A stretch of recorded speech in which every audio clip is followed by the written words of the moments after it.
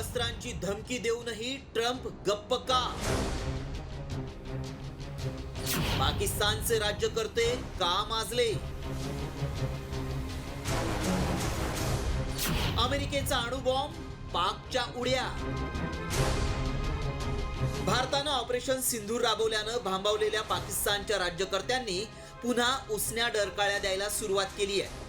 Donald Trump यांनी भारताचा पारंपरिक शत्रू पाकिस्तानची दाढी कुरवाळायला सुरुवात केली आणि त्यानंतर पाकिस्तानच्या एक नव्हे तर तीन राज्यकर्त्यांनी आपल्या बेटकुळ्या फुगवत भारताला धमकावलंय. 11 ऑगस्ट 2025 पाकचा लष्कर प्रमुख असीम मुनीरनं पाकिस्तानवर अस्तित्वाचं संकट आलं तर पाकिस्तान अर्ध्या जगाला सोबत घेऊन बुडवेल असं विधान केलं. 12 ऑगस्ट 2025 पाकिस्तान पीपल्स पार्टीचा अध्यक्ष बिलावल भुट्टो यानं भारतानं सिंधूचं पाणी रोखलं तर पाकिस्तान आक्रमक भूमिका घेईल असं विधान केलं. 13 ऑगस्ट 2025 पाकचा पंतप्रधान शहबाज शरीफ यानं सिंधू करार स्थगित केला तर आम्ही असा धडा शिकू जो तुम्ही विसरू शकणार नाही असं विधान केलंय. 48 तासात पाकिस्तानच्या राज्यकर्त्यांनी 3 पोकळ धमक्या भारताला दिल्या, पण तरीही पाकिस्तानला गोंजाणाऱ्या ट्रम्प यांनी चकार शब्दही काढलेला नाही.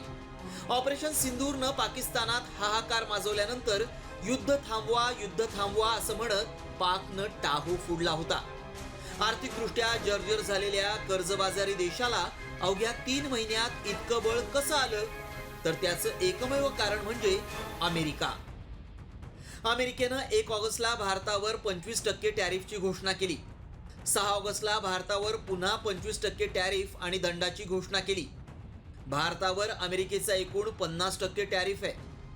भारत रशियासोबत व्यवहार थांबवून आपल्या तालावर नाचत नाही हे लक्षात येताच ट्रम्प यांनी पाकिस्तानला दाणे टाकले आणि भुट्टो, शरीफ आणि मुनीर सारख्या नेत्यांनी लगेच अमेरिकेच्या तालावर नाचायला सुरुवात केली. पाकला गोंजारून त्यांची अण्वस्त्र ताब्यात घेण्याची तर ट्रम्पची योजना नाही ना, की वारंवार भारताला आण्विक हल्ल्यांची धमकी देणाऱ्या पाकच्या खांद्यावर बंदूक ठेवून अमेरिका, भारत, चीन आणि रशिया या महासत्तेला आव्हान देणाऱ्या देशांवर लक्ष ठेवतीये. अण्वस्त्रांच्या मुद्द्यावर इतकी बालिश भूमिका घेणाऱ्या पाकच्या नेत्यांना आता संयुक्त राष्ट्रांनीच सुनवायला हवं. भविष्यात पाकनं आणि त्यांच्या आकांनी आपल्या कुटील कारवाया थांबवल्या नाहीत तर मात्र भारत पुन्हा एकदा शंख फुंकेल आणि मग पाकिस्तानला कुणीच वाली उरणार नाही. ब्युरो रिपोर्ट, साम टीव्ही न्यूज.